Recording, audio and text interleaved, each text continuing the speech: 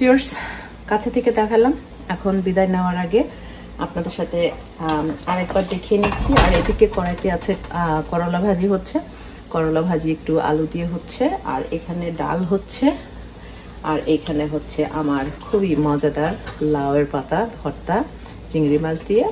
তো কেমন লাগলো আমার ভিডিওটা? আশা করি ভালো লেগেছে। ভালো লাগলে you know what to do.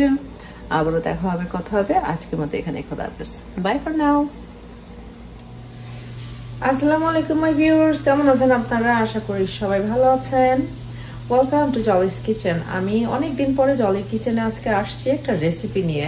আমি আসলে রেসিপি করি না অনেকদিন। আমার দেখা যায় যে আমার বেশিরভাগ ভিডিওগুলাই আমার প্রতিদিন লাইফে কি করছি না করছি, কোথায় যাচ্ছি, কি খাচ্ছি, এগুলোর উপরেই ভিডিওটা করা হয়। বাট আজকে আসলে আমি একটা রেসিপি নিয়ে চলে আসলাম। আর সেটা হচ্ছে কেন আসলাম, গতকালকে আমার একটা বান্ধবী আমাকে একটা রেসিপি ফরওয়ার্ড করেছিল।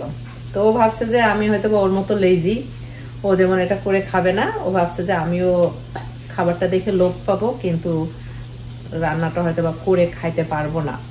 কিন্তু ও কি আর জানে যে আমি ওর মতো লেজি না। আমি ঠিকই কিছু দেখলে আর সেটা যদি মুখরুচি কিছু হয় আমি অবশ্যই সেটা করে খাওয়ার চেষ্টা করি।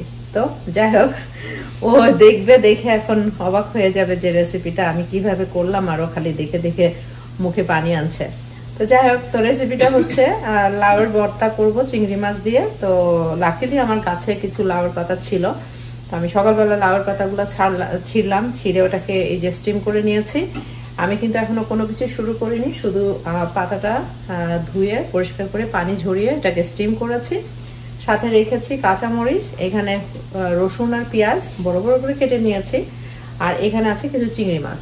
তো যেহেতু এটা অলরেডি স্টিম করা হয়ে গেছে, এখন আমি যেটা করব, একটা প্যানের উপরে এই মরিচ, পেঁয়াজ এবং রসুন আর হচ্ছে চিংড়ি মাছটা আমি এটাকে একটু সটে করে নিব। তারপরে ব্লেন্ডারে এটাকে আমি ভালো করে একসাথে ব্লেন্ড করব। ব্লেন্ড করা হয়ে গেলে আলাদা একটা প্যানে আমি একটু শুকনো মরিচ, একটু কালো জিরা, ওটাকে একটু ভেজে তারপরে আমি তেলের ভিতরে এগুলো সব পেস্টটা দিয়ে ভালো করে ভেজে ভেজে রান্না করে নামিয়ে ফেলবো। তো রান্নাটা কিন্তু ভেরি বেসিক অ্যান্ড ইনগ্রিডিয়েন্টস অত বেশি লাগবে না, মশলাপাতি তো একেবারেই লাগবে না। সো খেতে মজা হবে, কারণ ভিডিওটা দেখে মনে হয়েছে মজা লাগবে। সো আমি করার পরে বোঝা যাবে কতটা খেতে মজা। তো চলুন এখন স্টেপ বাই স্টেপ আমিও শুরু করে দিই রান্নাটা।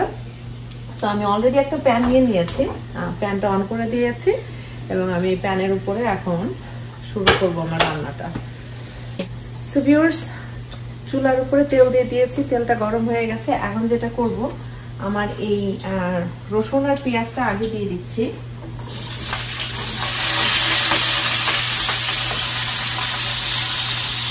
রসুন আর পেঁয়াজটা দিয়ে দিয়েছি, এখন ওটা 2 মিনিট নেড়ে এরপরে দিয়ে দিব আপনার কাঁচামরিচ আর হচ্ছে চিংড়ি মাছ।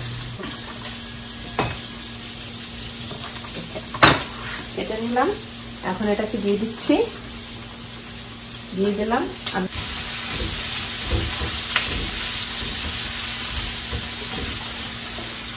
2 মিনিট একটু কষে নিব।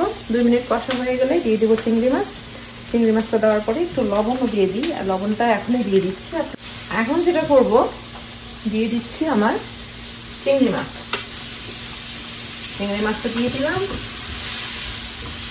লবণ সামান্য একটু দিয়েছি, আর একটু লবণ দিয়ে দিই, আর একটু লবণ দিয়ে দিলাম।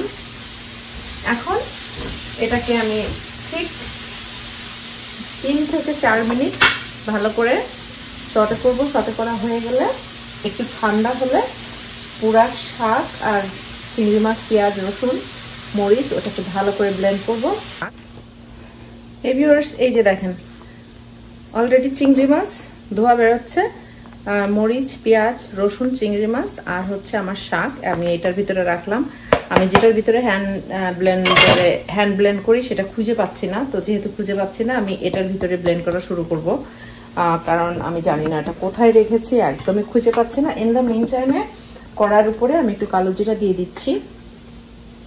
কালো জিরা দিয়ে দিলাম, একটু বেশি করেই দিলাম কারণ কালো জিরাটা খেতে আমার ভালো লাগে। সাথে একটু তেল দিলাম, সরষের তেলটা দিলাম, আর হচ্ছে এই যে 2 টুকরা শুকনা মরিচটাও দিয়ে দিলাম। ওকে, এখন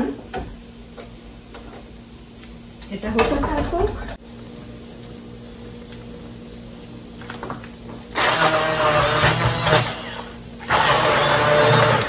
আমার যেটাতে আমি ইউজুয়ালি হ্যান্ড ব্লেন্ড করি সেটা খুঁজে পাচ্ছি না, তো এখন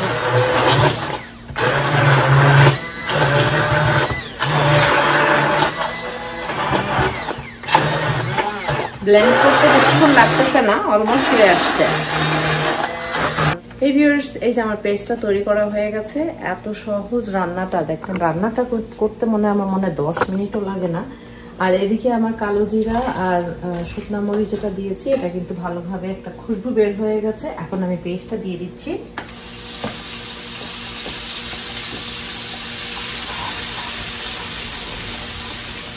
এইবার এটাকে ভালো করে ভেজে নিতে হবে, ঠিক আছে? যেহেতু আমি এটাকে একটু হাত দিয়ে ভালো করে পুরাটাই নিয়ে নিচ্ছি, কারণ এই লাউয়ের ডাটা হচ্ছে একটা স্পেশাল, ভেরি স্পেশাল, এটাকে নষ্ট করা যাবে না। এখন আমি যেটা করব, এটাকে ভালো করে ভাজতে হবে। ভাজতে ভাজতে এটা যখন একেবারে সুন্দর সিদ্ধ করেছি, কিন্তু এটা কুক করা হয়নি, কিন্তু সেটাকে ভালো করে ভেজে নিব। ভাজতে ভাজতে যখন একদম সুন্দর একটা ড্রাই ড্রাই ভাব আসবে, তার মানে তখন হয়ে যাবে। আর এই মোমেন্টে আমি লবণটা একটু দেখে নিতে হবে, লবণটা দিতে হবে কিনা। আর একটু লবণ লাগবে, সামান্য একটু লবণ দিয়ে দিলাম, যাচ্ছে। আর মরিচটা হয়েছে, মরিচটা খারাপ হয়নি, আর মরিচ দিলাম না, এইটুকুই আনা। এই যে ভিউয়ার্স, কাছে থেকে দেখাচ্ছি, আমার দেখতে পাচ্ছেন কি সুন্দর একটা কালার এসেছে। আর কালো জিরা দেওয়াতে কালো জিরার যে ঘ্রাণটা ওটা খুব ভালোভাবে বের হয়ে গেছে। তো এটাকে একটু ভালো করে ভাজা ভাজা করব। ভাজা ভাজা করা হয়ে গেলে এটাকে নামিয়ে ফেলবো। এরপরে বুঝতেই পারছেন, সাদা ভাত, মোটা চালের ভাত দিয়ে এটাকে খাওয়া হবে। এটা শুধু ভাত হলে হবে না, এটা খেতে গেলে মোটা চালের ভাত লাগবে। এটা অ্যাটলিস্ট আমার কথা বলছি, এক একজন এক একটা পছন্দ করে, কেউ বাসমতি পছন্দ করে, কেউ সিদ্ধ পছন্দ করে। আমি যেমন একেবারে আমেরিকান স্টাইলে আঙ্কেল বেন আমার খুবই পছন্দ। তো হয়ে গেল জলের কিচেনে একেবারে মজাদার একটা রেসিপি। তো যাই হোক ভিউয়ার্স, কেমন লাগলো আমার কিচেনের এই ছোট্ট একটা রেসিপি, লাউয়ের পাতার ভর্তা চিংড়ি মাছ দিয়ে? যদি ভালো লাগে অবশ্যই লাইক কমেন্ট করে জানাবেন, আর সাথে থাকবেন।